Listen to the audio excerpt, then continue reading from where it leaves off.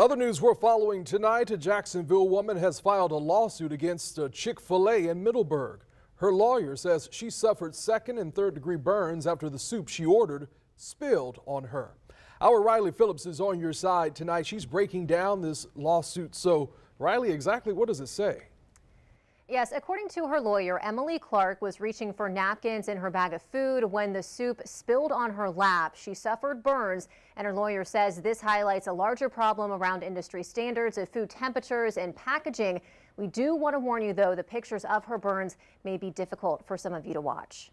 Emily, not unlike a lot of other burn victims I've represented over the years, would much rather have a time machine than she would a lawsuit to pursue. It was August 22nd, 2022. Emily Clark had gone through the drive-thru at the Chick-fil-A in Middleburg, ordering some nuggets and a bowl of chicken noodle soup. She took the nuggets out of the bag to eat first, but realized they were greasy, so she reached back into the bag to get a napkin. That's when the contents of the entire bag, most notably the entire bowl of chicken noodle soup, spilled all over her abdomen, groin, legs, thighs, and name it. Her lawyer, Jordan Reed-David, says Clark suffered severe burns. These are pictures he provided of her skin. In a complaint filed Tuesday, Reed-David says the soup was unreasonably and dangerously hot, and his client was not given a verbal warning about the temperature. The complaint also claims the assembly of the contents in the bag were a problem, with the napkins on the bottom of the bag under the food. We're dealing with a situation where my client is reaching for a napkin.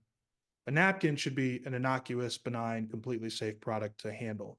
But in order to access the napkin, it's at the bottom of the bag, wedged beneath the full bowl of soup and then the chicken nugget box. Even if you assume the chicken nugget box is removed at this point, my client should be able to reach into a bag and grab a napkin without risk of an entire bowl of soup spilling on her. The suit was filed against the franchise owner of the Chick-fil-A, JTA-JE LLC, and the Chick-fil-A Corporation. Reed-David says Clark is still dealing with lingering effects from the burns. He hopes this suit will lead to change and prevent other people from getting hurt. This is not a Chick-fil-A problem. I want to be clear. This case for Ms. Clark is a Chick-fil-A problem, but the problem at large is not. And I reached out to the lawyers for the franchise owner of the Chick-fil-A in Middleburg. I have not heard back yet. I also reached out to the Chick-fil-A corporate office to see if any of these issues are covered in their employee trainings. I have not heard back from them either. In the studio, Riley Phillips, First Coast News, on your side.